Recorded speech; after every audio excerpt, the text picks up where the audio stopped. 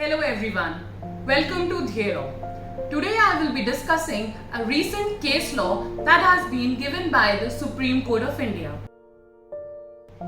In the case of Javed, Shaukat Qureshi versus State of Gujarat, the Supreme Court has recently observed that the jurisdiction under Article 136 can be invoked suo moto in compelling cases. Before proceeding further with the case law, let's have a look at what Article 136 of the Constitution of India states. Article 136 of the Constitution of India deals with special leave petition. This particular article empowers the Supreme Court to grant special leave to an appeal against an order of lower court or tribunal. Unlike regular appeals, this appeal does not require any certification from the lower court.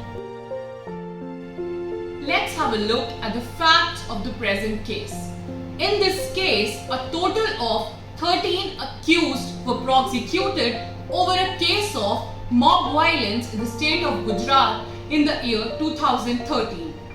Accused number 1 to 6 and 13 were convicted and sentenced to 10 years of imprisonment by the trial court, and the rest of the accused were acquitted by the trial court. In the year 2018, in the month of May, accused number 2 filed an SLP before the Supreme Court of India, which was summarily dismissed by the court. However, in August 2018, 3 other accused, that is accused number 1, 5 and 13, filed appeals which were allowed, and the conviction was set aside by the Supreme Court. The present appeal has been filed by accused number 6. Accused number 3 and 4 didn't file any appeal. While considering the appeal, the Supreme Court noted that when there is similar or identical evidence of eyewitness against the 2 accused, both the accused will be treated on the same footing.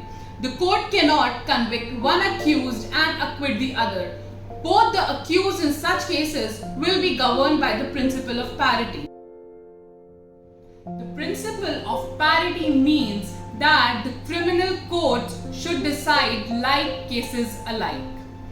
If the criminal court makes any distinction between the 2 accused, it will amount to discrimination.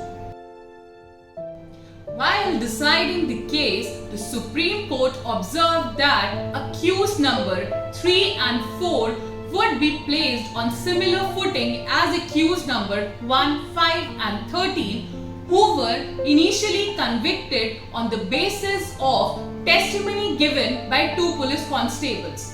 However, the conviction of accused number 1, 5 and 13 was set aside by the apex court on finding that the evidence given by the police constables was unreliable.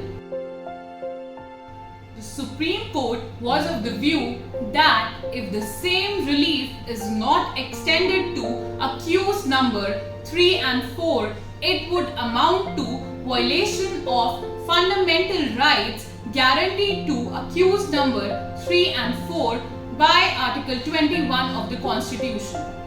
The court had no manner of doubt that the benefit granted to accused number 1, 5 and 13 would be extended to accused number 3 and 4. The Supreme Court conclusively held that the exercise of power under Article 136 is warranted in this case, because it involves a question of liberty of the 2 accused, that is accused number 3 and 4, which has been guaranteed under Article 21 of the Constitution of India. Therefore, the Supreme Court acquitted accused number 3 and 4. It is important to note that the Supreme Court also acquitted accused number 2, applying the principle of parity.